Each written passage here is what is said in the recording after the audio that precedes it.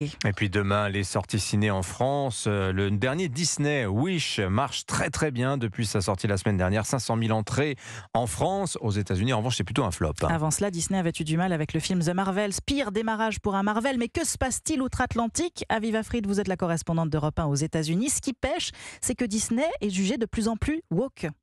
Oui, depuis plusieurs années, la firme de Mickey est devenue un chantre de la diversité, du multiculturalisme et du féminisme. Des prises de position qui façonnent les histoires, comme pour le film Blanche-Neige qui doit sortir en 2025 et que raconte son actrice principale Rachel Zegler. Elle ne rêve pas du grand amour, elle rêve de devenir la dirigeante qu'elle sait qu'elle peut devenir. Une dirigeante que son défunt père lui avait dit qu'elle pouvait devenir si elle était intrépide, brave et juste. Alors en plus de revisiter les classiques, beaucoup d'anciens films comme Les Aristochats ou Dumbo ont été assortis d'avertissements dénonçant leur racisme. Disney avait aussi promis que 50% de ses personnages principaux seraient désormais issus de groupes sous-représentés. C'est louable, hein, mais le public n'a pas vraiment envie de payer pour se faire la morale. Les Américains disent stop. Disney, autrefois quatrième marque la plus appréciée aux États-Unis, est désormais l'une des plus détestées.